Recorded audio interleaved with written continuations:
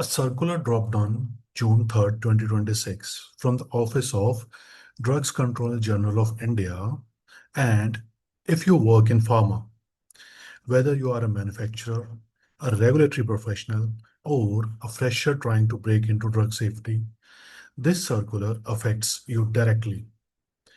Now, CDSCO has officially directed all drug licensees in India to establish and maintain a pharmacovigilance system. And more importantly, they have told their inspection officers to verify during routine audits. This is not a new law. The requirement was always there in Schedule M. What's changed is the enforcement. Stay with me and I'll break down exactly what does this mean, who it affects, and what you should do right now. Welcome back. My name is Vinay, and I have been a PV professional with over 10 years of experience. And if you are new here, this channel is for PV professional and pharmacy graduates who want to build real careers in drug safety. Now let's get into it. Let me read you the most important line from the circular. Para 6.11 of Schedule M of Drugs and Cosmetics Act 1940 states, and I'm quoting directly, the licensee shall have a pharmacovigilance system in place for collecting, processing, and forwarding the reports to licensing authorities for information on the adverse drug reactions emerging from the use of drugs manufactured or marketed by the licensee. That's the legal foundation. Now, the CDSCO circular signed by the Drug Control General of India directs all stakeholders to ensure the establishment and maintenance of an effective PV system in compliance with the Drugs and Cosmetic Act 1940, the rules made thereafter, and the New Drugs and Clinical Trials Rules 2019. Three regulatory frameworks, one circular, one clear direction. And then comes the line that gives the circular its teeth. Officers of CDSCO, state licensing authorities, and UT administrations may verify compliance with these requirements during routine inspections and other regulatory activities. Here, the word verify changes everything. Now, why this matters now? Schedule M has existed for years. Para 6.11 has been in the rule book. So why is CDSCO issuing a fresh circular in 2026? Because compliance on paper is not the same as compliance in practice. India has thousands of licensed drug manufacturers. A large number of them, especially small and mid-sized companies, have no functional PV systems, no designated QPPV, no ADR intake process, no safety databases, no periodic reporting mechanism. They were manufacturing and marketing drugs with zero infrastructure to track what those drugs were doing to patients after they left the factory. That's not a minor gap, that's a public health problem. The New Drugs and Clinical Trials Rules 2019 made QPPV appointment mandatory for new drugs approval. But older licensees, generics manufacturers, and companies outside the new drug category often operated without any PV structure at all. This circular is CDSO saying that era is over. And the inspection angle is the mechanism. When you plant when your plant gets a routine GMP inspection, the inspector can now ask, show me your PV system. Show me your ADR reporting records. Show me your QPPV appointment letters. And if you can't, that's a compliance failure. Now, what a compliant PV system looks like. Now, let's be practical.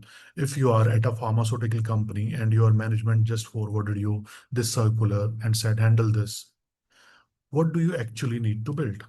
At minimum, a functional PV system under Indian regulation requires these components. One, a designated QPPV or PV responsible person, like someone who is accountable for pharmacovigilance at your organization. Their contact details must be on the file and with the licensing authority. 2.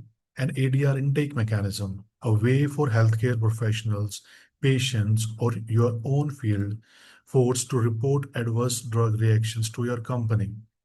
This can be an email ID, a phone line, or a web form. It needs to be documented and monitored. 3. A case processing workflow. When an ADR comes in, what happens? Someone needs to assess it, code it using Metro, determine seriousness and expectedness, and prepare an ICSR if required. 4. Reporting to licensing authorities.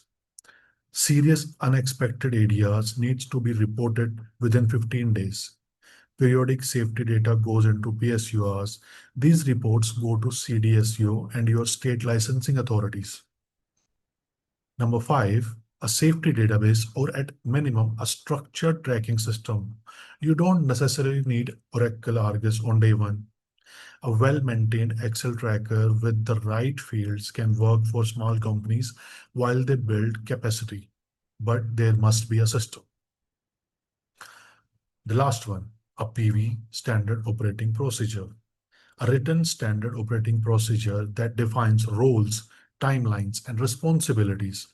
If an inspector walks in, the document is Exhibit A. This is not an exhaustive list, but if a company has these 6 elements functioning, they have a defensible PV system. Now, what this means for your career. Okay, now let me speak directly to the freshers and early career professional watching this. This circular is a hiring signal.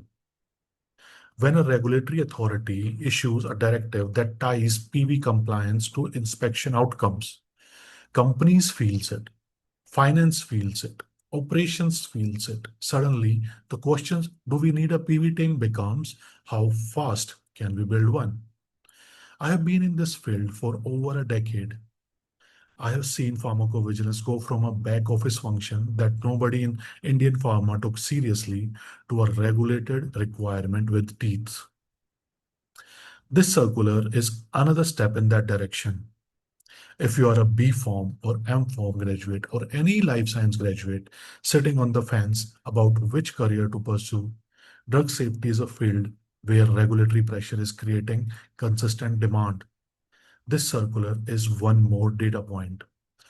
Any fresher can join any manufacturing plant with license now because this circular make them compulsion to have a PV system. You can do certifications, you can gain PV knowledge, you can have hands-on experience, and you can join anywhere in any pharma plant with the manufacturing license because they are required to have a PV system in place. Now, if you are already in PV and your company has no proper system, you now have a regulatory document to take to your management, use it. Say, we are out of compliance with this CDSCO directive. Here's what we need to build. And here's what it costs. Here's what an inspection failure could cost us. That's how you move from executor to advisor in your own organization. And if you are preparing for PV job interviews, know this circular, know para 6.11 of Schedule M, know the new drug and clinical trial rule 2019, know what a QPPV does. These are not obscure topics anymore. These are inspection-ready requirements. I will add the links to those documents in the video description for you. Stay till the end. Now, what companies should do right now? If you are on the industry side, here's what I'd recommend doing in the next 30 days. First, do a gap assessment. Map that what you have against the 6 components that I mentioned earlier. Be honest, a gap on paper is better than a gap discovered during inspections. Second, appoint or designate a PV responsible person. Who is eligible to become a PV responsible person? Anyone with more than 8 to 10 years of experience in the field of pharmacovigilance is eligible to become a QPPV now as per CDSCO circular. Even if it is an existing employee with a dual role, get it documented. Third, create or update your PVSOP. It doesn't need to be 200 pages. It needs to be accurate and followed. But here comes the interesting part. Medical writers or freelancers can play an important role in helping the organization to create their pharmacovigilance standard operating procedures. Now, the fourth point, establish your ADR intake channel and test it. Send a mock report through your own system and see what happens. Fifth, start your backlog review. If ADRs have come through your other channels, customer complaints, medical information, queries, field force reports, and were never processed as safety cases, that's a liability. Start cleaning it up now before an inspector asks.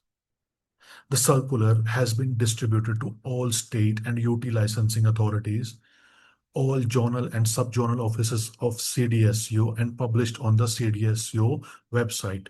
Every inspector in the country now has this in hand.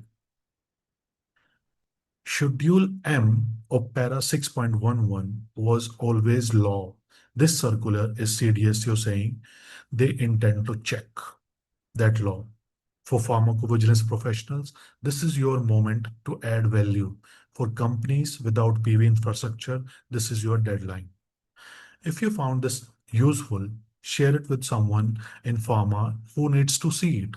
And if you have questions about building a PV system or getting into this field, drop them in the comments and I read everyone and I'll respond to them. My name is Vinay and this is Drug Safety Coach and I'll see you in the next one.